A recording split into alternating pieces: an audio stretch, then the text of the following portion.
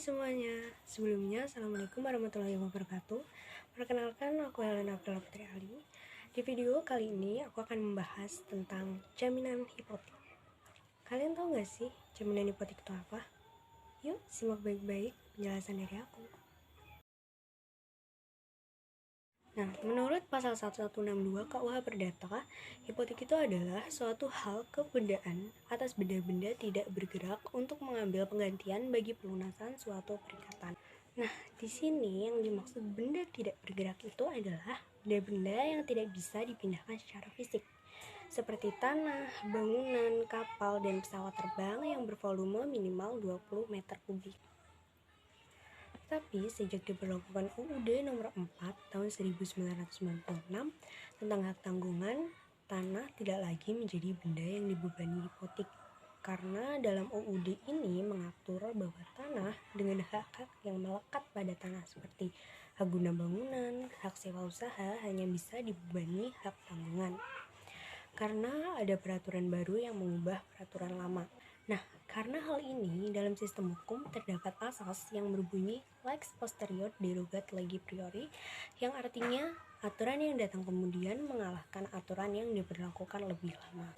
Adapun syarat kapal dan pesawat terbang yang dapat dijadikan sebagai jaminan hipotek. Yang pertama yaitu harus bervolume minimal 20 meter kubik, dan yang kedua harus sudah terdaftar sebagai kapal dan pesawat terbang Indonesia. Pesawat terbang itu bisa dijadikan objek hipotek karena diatur dalam Undang-Undang tentang Penerbangan tahun 1992.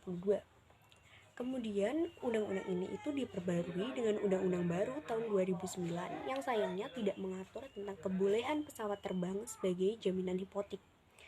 Nah, meskipun demikian, kita dapat menemukan aturan dari undang-undang yang lain, yaitu Undang-Undang tentang Jabatan Notaris, yang mengklasifikasikan bahwa pesawat terbang merupakan benda tidak bergerak yang bisa dibebani dengan jaminan hipotek.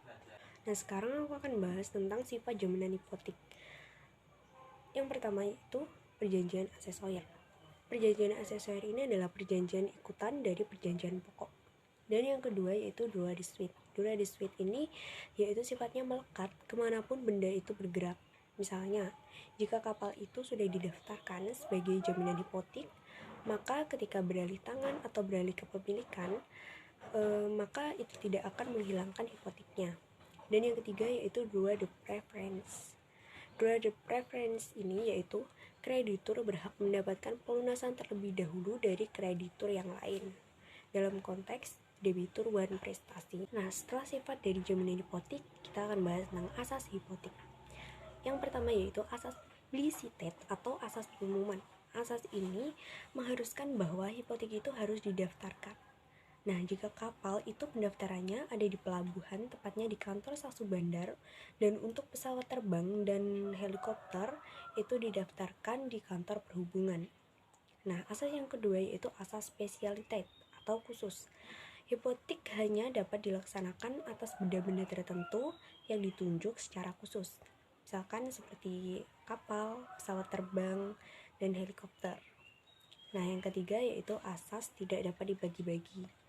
Karena hipotek ini tidak dapat dibagi-bagi. Hipotek itu harus dibuat dalam perjanjian tertulis yang dibuat oleh akte otentik atau akte notaris. Setelah akte itu diterbitkan, kemudian kreditur menerima satu gros akte hipotek yang memiliki kekuatan eksekutorial. Nah, kekuatan eksekutorial itu adalah kekuatan yang diberikan kepada kreditur untuk mengeksekusi barang jaminan apabila debitur wan prestasi. Nah, di dalam gros akta hipotek itu ada irah-irah yang berbunyi demi keadilan yang berdasarkan ketuhanan yang Maha Esa. Dengan kata-kata itu, maka kreditur bisa melakukan eksekusi barang tersebut. Berakhirnya hipotek, yang pertama yaitu perjanjian pokok atau hutangnya sudah lunas, dan yang kedua kreditur melepaskan haknya, dan yang ketiga melalui penetapan hakim. Sekian penjelasan materi tentang jaminan hipotek. Wassalamualaikum warahmatullahi wabarakatuh.